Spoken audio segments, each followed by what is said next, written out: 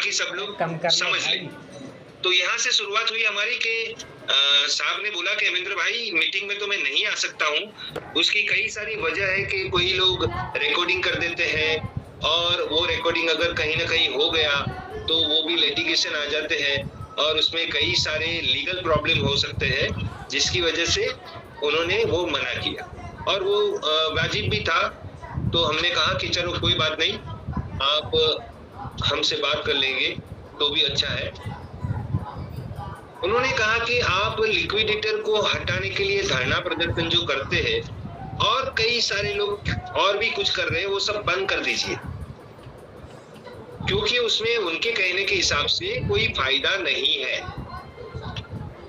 और यहाँ पे हमने पूछा कि हम लिक्विडेटर को सिर्फ हटाने के लिए कभी भी ये सब काम नहीं किया है। लिक्विडेटर को हटा करके नया प्रशासन बिठा करके एक एडमिनिस्ट्रेटर बिठाइए, चुनाव कीजिए और सोसाइटी को शुरू रखिए या हमको भुगतान दीजिए। हमारा मेन मुद्दा है, हमें भुगतान चाहिए।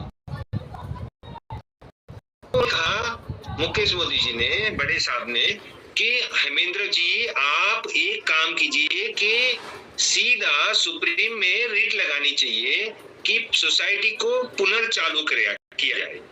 उसके लिए चुनाव किया जाए, चुनाव में जो भी आए, चाहे मैं आऊं, आप में से कोई आए, मैं यानी हेमेंद्र आए और आप में से कोई आए, मतलब चुनाव होकर के सोसाइटी एक नई तरह से बंधारण किया जाए और प्रशासक बिठाया जाए और उसके बाद सब कुछ धीरे धीरे सुलटाया जाएगा। ये उनका कहना था। तो आप लिक्विडेटर को हटाने की मांग क्यों करेंगे? सीधा सोसाइटी को पुनर्चालू करने की डिमांड करोगे तो अपने आप लिक्विडेटर हटने वाला है। उन्होंने कहा कि लिक्विडेटर को, हमने एक मैसेज में लिखा था और कई लोग कहते हैं कि भाई आप कुछ नहीं करते, तो साहब ने कहा, बड़े साहब ने, कि हम तो लिक्विडेटर को हटाने का हमारा केस आज के तारीख में भी खड़ा है, उसको हम कभी भी चैलेंज कर सकते हैं। लेकिन मेन मुद्दा यह है कि लिक्विडेटर को हटाने के बाद क्या सोसाइटी को पुनः चालू करना है। तो इस तरह से बातें हो रही थी। तो इनकम टैक्स, अभी मैं मुद्दे के हिसाब से जा रहा हूँ, जो मुझे याद आ रहा है। इनकम टैक्स का एक प्रॉब्लम है जो बड़ा, जो करीब 3000 करोड़ का ड्यू है, गवर्नमेंट ड्यू, जो पहले लाइन में खड़ा है, जो हमसे पहले गवर्नमेंट ड्यू चुकाना पड़ेगा, जो वाजिब है नहीं। तो उन्होंने कहा कि एक एक्स पार्टी का फैसला आ गया है और इसमें कभी लिक्विडेटर ने चैलेंज क्यों नहीं किया गवर्नमेंट को। ये लिक्विडेटर की जिम्मेदारी बनती है कि ये इनकम टैक्स जो डिमांड कर रही है वो नहीं होना चाहिए। तो ऐसे मुद्दे उन्होंने बताए। फिर बड़े साहब ने कहा है, जैसे मैंने पॉइंट भी लिखा है तो मैं जरा देख करके आपको बता देता हूँ।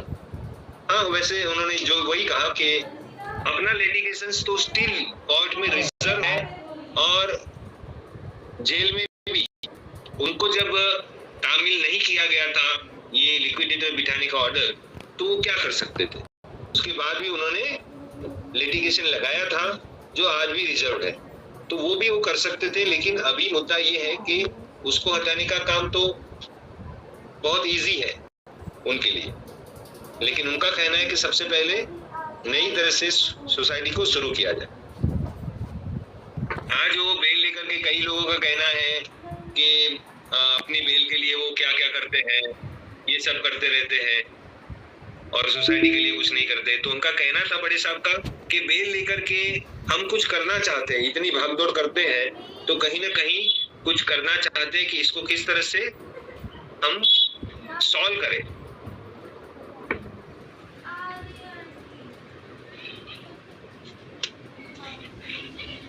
ईडी की बात थी, एक वीसी फ्लैट T7 एक मिनट चालू रखिएगा आप, रहेगा। मैं जरा पॉइंट भी पढ़ लूं मेरे जो मैंने बनाए हुए हैं।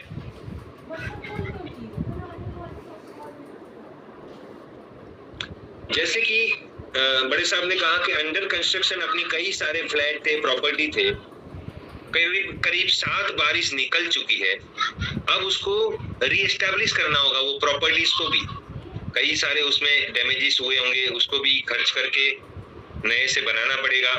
और रिपेयर करके उसको बेचनी पड़ेगी तो उसके दाम मिलेंगे। तो उनका कहना था क्यों नहीं समझ रहे हो आप लोग ये सब बातें, कि ये सब बातें भी अगर लिक्विडेटर बेचेगा तो क्या बेचेगा।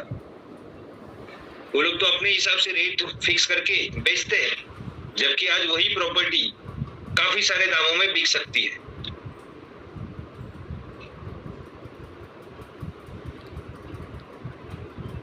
बड़े साहब का कहना था कि जेल में बैठे बैठे हम कुछ नहीं कर सकते हैं, अगर हम जेल से बाहर आए बेल लेकर के तभी कुछ कर सकते हैं, बाकी जेल में बैठे बैठे कुछ नहीं कर सकते हैं।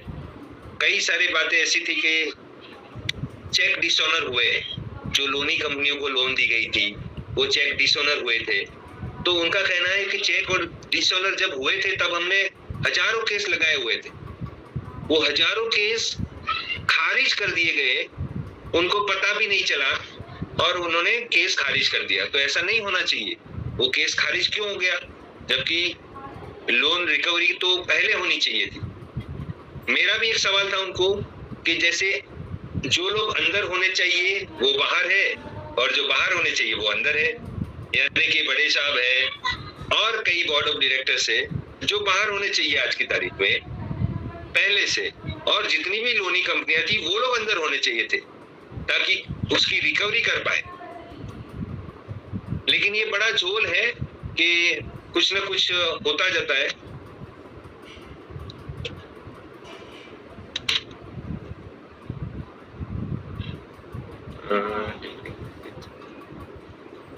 जैसे अभी मैंने कहा कि बड़े साहब ने कहा कि मैं मीटिंग में नहीं आ सकता हूँ या जूम मीटिंग नहीं कर सकता हूँ क्योंकि टेम्परिंग विथ एविडेंस हो जाता है उसमें और वो बर्बाद हो सकते हैं उसमें, इस तरह के, इसलिए वो चाहते हैं कि मैं कोई मीटिंग नहीं करूं। इंडिविजुअली वो बात कर सकते हैं जैसे कि मैं हूं या अन्य कोई ऐसे कि जो उनको विश्वास में लगे कि ये विश्वासु आदमी है, उनसे वो बात करेंगे, बाकी नहीं। बाकी एक बार तो उन्होंने भी मुझे कह दिया कि आप भी बहुत नेगेटिव लिखते हैं, तो मैं अभी आपसे